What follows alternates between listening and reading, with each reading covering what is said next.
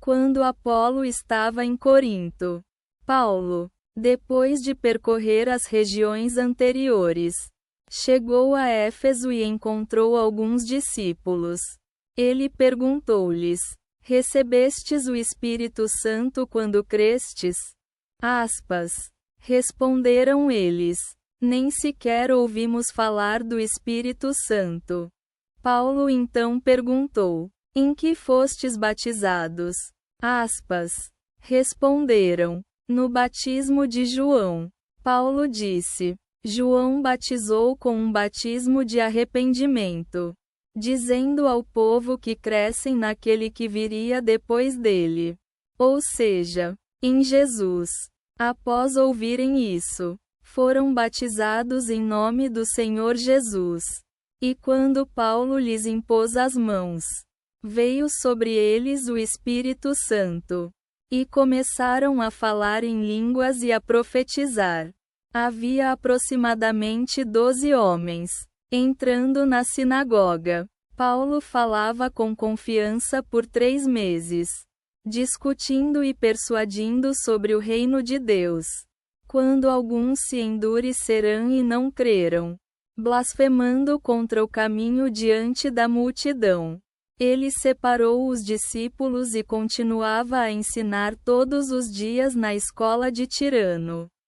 Isso durou 2 anos, de modo que todos os habitantes da Ásia ouviram a palavra do Senhor. Tanto judeus quanto gregos. Deus realizava feitos extraordinários pelas mãos de Paulo, de modo que até lenços ou aventais tocados em seu corpo eram levados aos enfermos. E deles se retiravam doenças e espíritos malignos. Alguns judeus itinerantes tentaram até invocar espíritos malignos sobre aqueles que tinham males, dizendo em voz alta: Pelo Jesus que Paulo prega, exorto-vos. Havia 7 filhos de um judeu chamado Seva, sumo sacerdote, que faziam isso. O espírito maligno respondeu: Jesus eu conheço, e sei quem é Paulo. Mas vós quem sois? Então o homem possuído pelo espírito maligno atacou-os, dominou-os e os deixou nus e feridos, fugindo da casa. Este fato tornou-se conhecido por todos os judeus e gregos que habitavam Éfeso. E caiu temor sobre todos. E o nome do Senhor Jesus era glorificado. Muitos crentes vinham, confessando e anunciando suas ações. Muitos dos que praticavam artes mágicas trouxeram seus livros e os queimaram diante de todos. Contabilizando o valor, encontraram 50.000 peças de prata. Assim, a palavra do Senhor crescia e se fortalecia poderosamente. Quando tudo isso ocorreu, Paulo, movido pelo Espírito, decidiu atravessar a Macedônia e a Acaia e ir a Jerusalém, dizendo: Depois de estar ali, é necessário que eu também vá a Roma.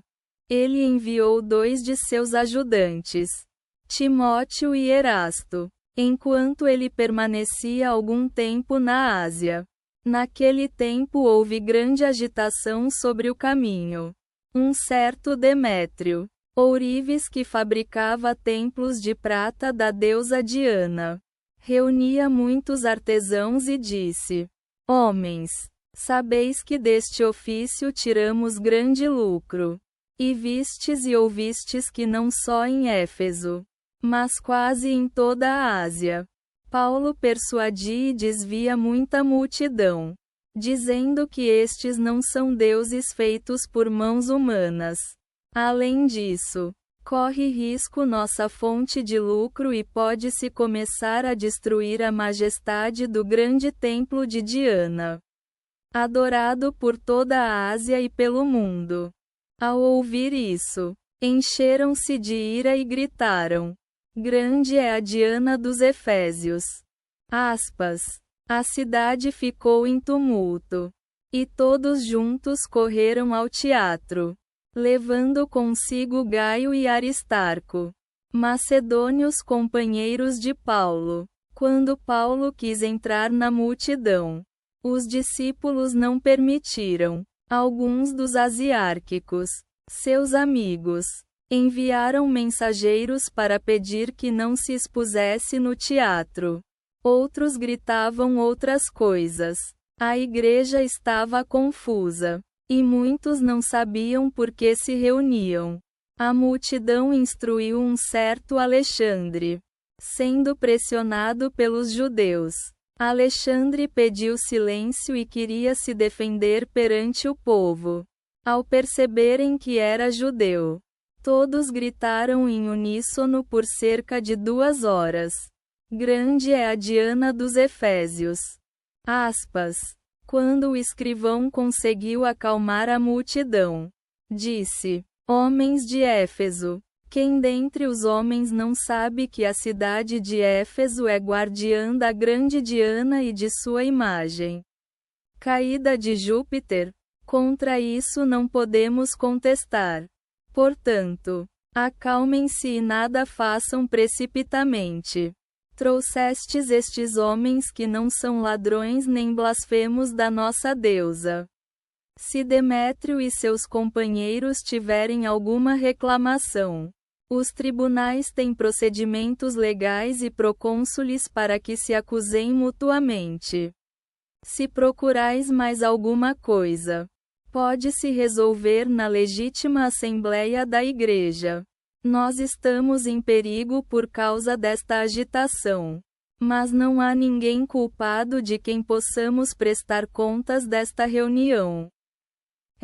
Depois de dizer isso, dispensou a assembleia.